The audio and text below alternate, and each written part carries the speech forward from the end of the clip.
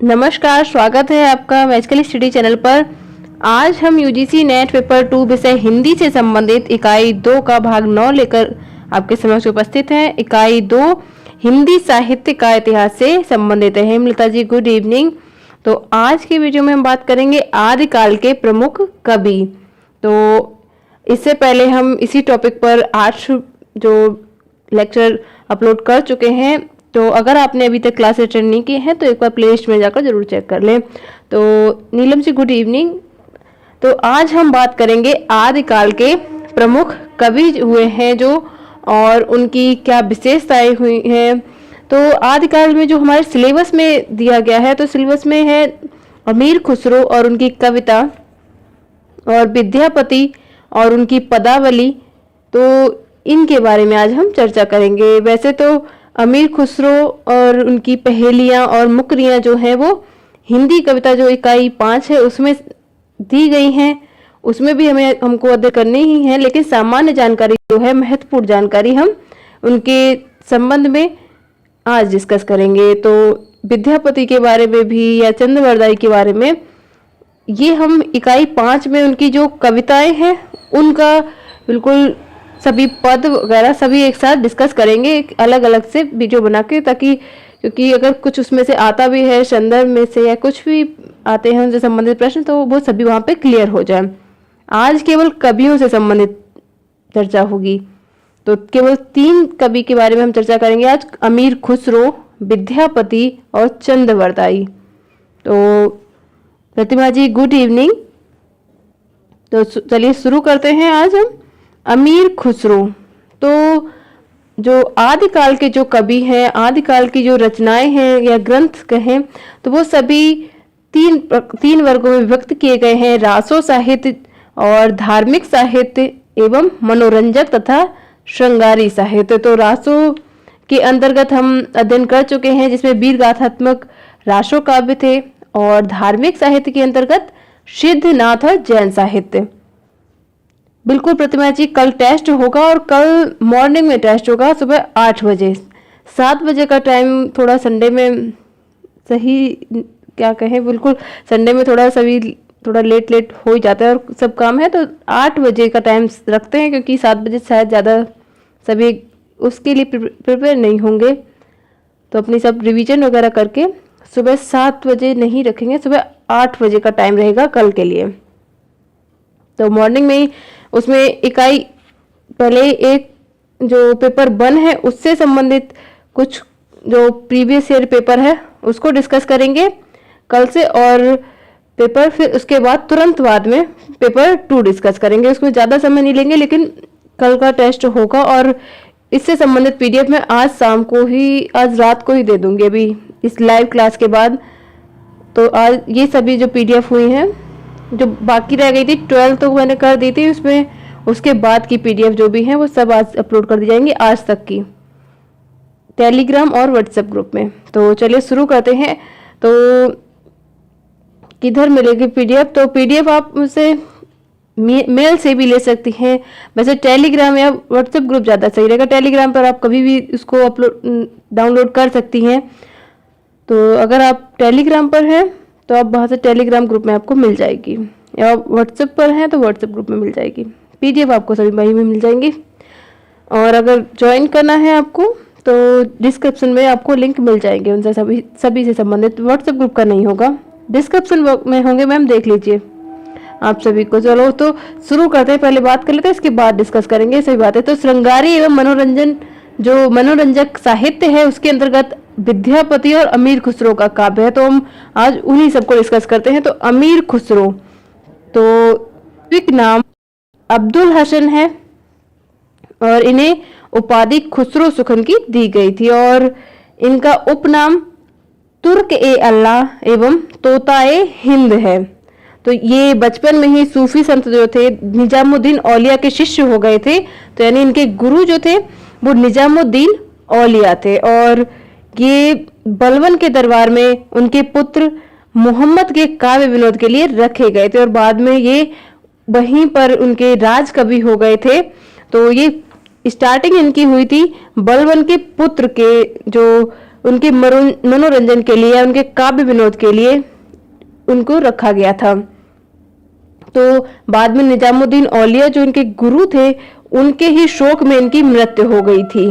तो ये कुछ सामान्य जानकारी है। और जो तोताए हिंद जो उपाधि है, इन्हें अलाउद्दीन खिलजी ने दी थी।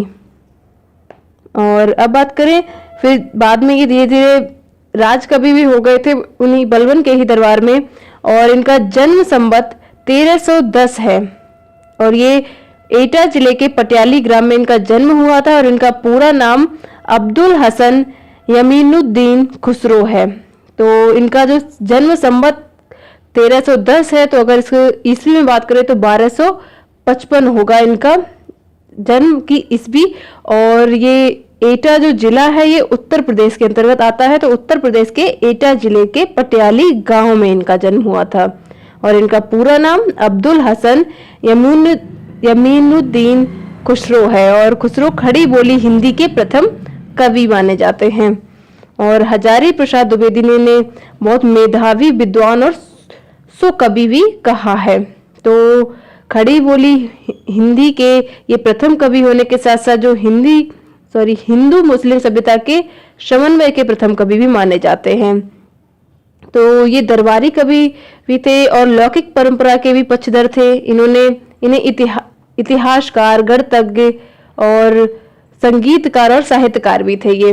तो इनके बारे में और जानकारी लेते हैं। इनकी रचनाएं कौन कौन सी थी, तो लगभग जो जानकारी मिलती है, जिनका उल्लेख मिलता है, तो लगभग इनके द्वारा रचित ग्रंथों की संख्या 100 बताई जाती है, जिनमें से करीब करीब 20 या 21 ग्रंथ ही उपलब्ध हैं।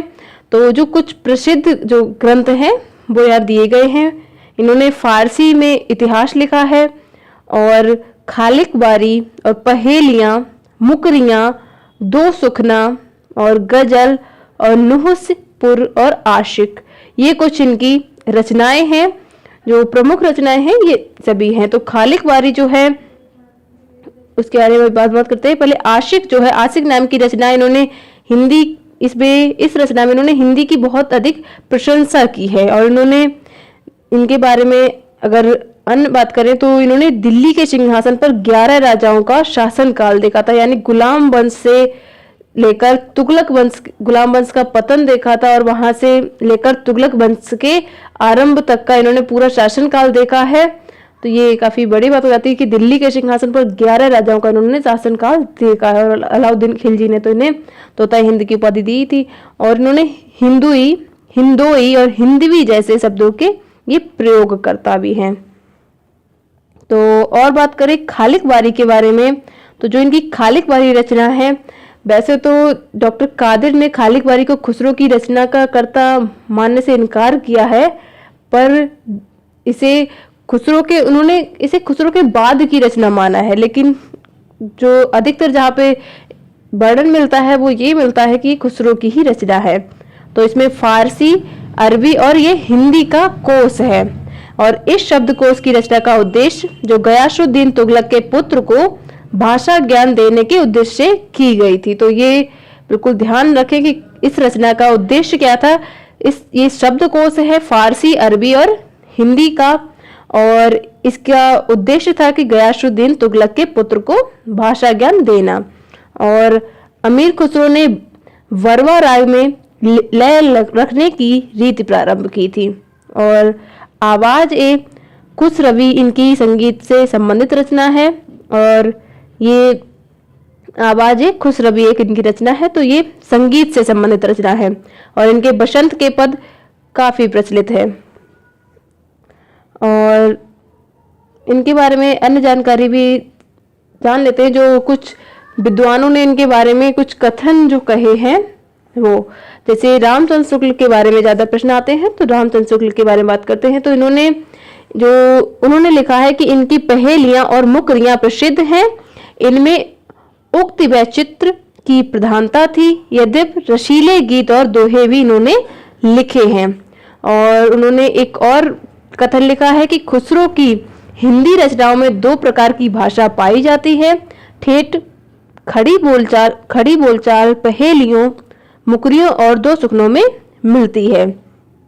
यद्यपि उनमें भी कहीं कहीं ब्रजभाषा की झलक है, पर गीतों और दोहों की भाषा ब्रज या मुख प्रचलित प्रचलित काव्य भाषा है। और यही ब्रजभाषा देख उर्दू साहित्य के इतिहासकार प्रोफेसर आजाद को यह भ्रम हुआ कि ब्रजभाषा से ही खड़ी बोली निकल पड़ी है। ये भी आचार्य रामचंद्र शुक्ल जी का ही कथन है।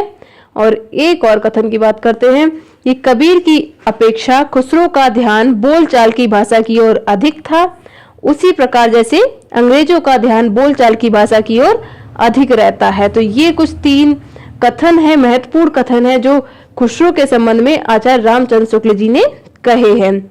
और खुसरो की जो हिंदी भाषा की विशेषता की बात करें तो एक और कथन भी है, आचार्य रामचंद्र शुक्ल जी ने कहा है कि ये आश्चर्य की क्या बात है कि क्या खुसरो के समय तक भाषा घिसकर इतनी चिकनी हो गई जितनी उनकी पहेलियों में मिलती है। क्योंकि उन्होंने जो खड़ी बोली की जो उनकी रचनाएं देखी और उनका आचार्य शुक्ल ने उनकी रचनाओं का जो रूप देखा उससे काफी प्रभावित हुए और इस पर उन्होंने आश्चर्य ये कहा कि ये आश्चर्य की बात है कि क्या खुसरो के समय तक भाषा घिसकर इतनी चिकनी हो गई थी कि जितनी उनकी पहेलियों में मिलती है।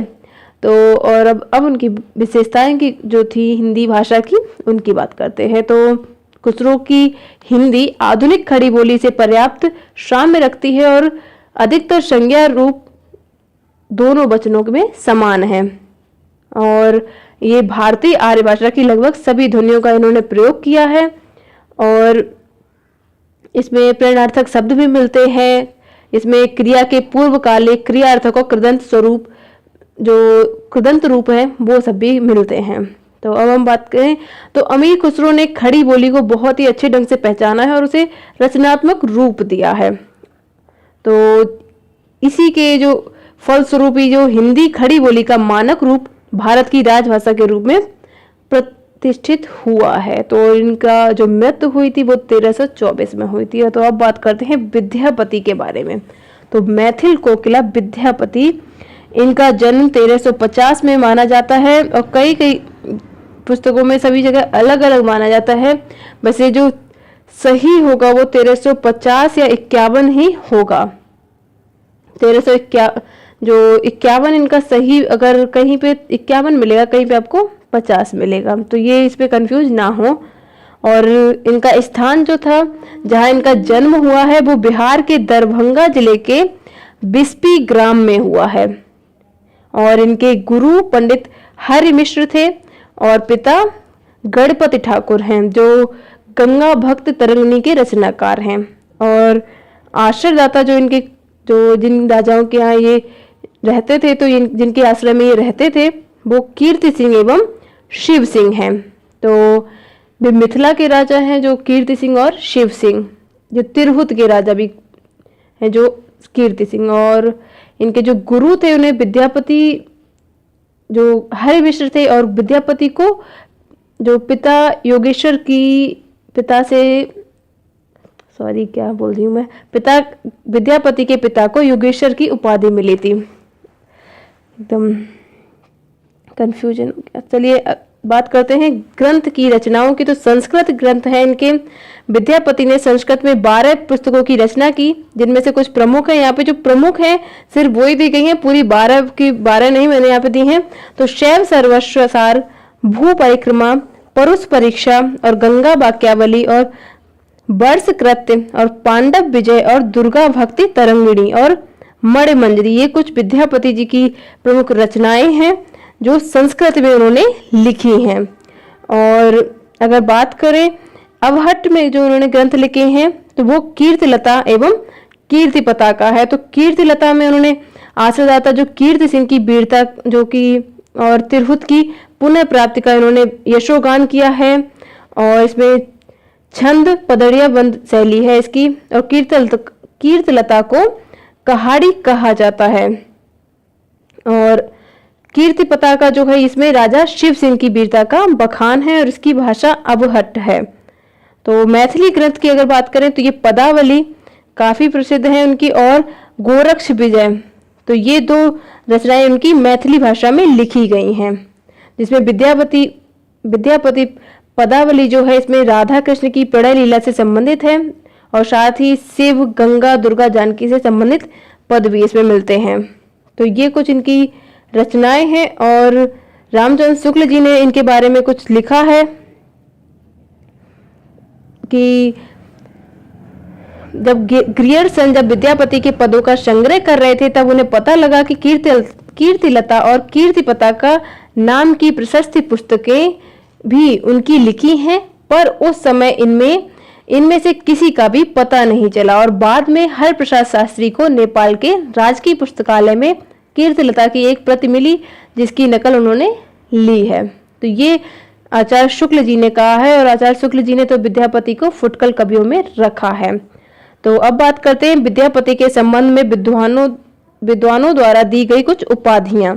तो पंचानन उपाधि जो दी थी हजारी प्रसाद द्विवेदी जी ने दी है और जातीय कवि, अपरूप कवि, ये दोनों उपाधियां बच्चन सिंह ने दी हैं। और अभिनव जयदेव जो उपाधि है वो महाराज शिव सिंह ने दी है और मैथिल कोकिला मिथिला के मिनेशियों ने दी है और पंचदेवोपासक हरप्रसाद शास्त्री जी द्वारा दी गई है और दशावधान दिल्लीपति के द्वारा दी गई है। तो ये कुछ जो विद्यापति को उपाधियां मिली हैं उनका वर्णन है। और अगर बात करें इनके, कुछ विद्वानों का मत है कि ये श्रृंगारी कवि हैं और कुछ विद्वानों का मत है कि ये भक्ति एवं रहस्यवादी कवि है। तो ये सभी किन किन विद्वानों ने इन्हें श्रृंगारी कवि माना है, भक्त कवि माना है और रहस्यवादी कवि माना है, तो उनकी अब चर्चा करते हैं। तो श्रृंगारी कवि हरप्रसाद शास्त्री जी ने, रामचंद्र शुक्ल जी ने और सुभद्रा झा और राम कुमार वर्मा और रामरच बेनीपुरी जी ने माना है इन्हें श्रृंगारी कवि विद्यापति को। और जहाँ भक्त कवि की बात करें तो बाबू ब्रजनंदन सहाय ने, श्याम सुंदर दास, हजारी प्रसाद द्विवेदी और रहस्यवादी कवि की बात करें तो जॉर्ज ग्रियर्सन और नागेंद्र नाथ गुप्त और जनार्दन मिश्र जी ने माना है इन्हें। तो ये कुछ कई बार प्रश्न ऐसा आ जाता है कि श्रृंगारी कवि, कुछ 4 ऑप्शन दिए जाते हैं कि इनमें से विद्यापति को श्रृंगारी कवि किसने माना है। तो इस तरह से हमें ये सभी याद करने होंगे, ये महत्वपूर्ण हो जाते हैं कि भक्त कवि किसने माना है या रहस्यवादी कवि किसने माना है। और बच्चन सिंह ने विद्यापति को जाति कवि कहा ही है।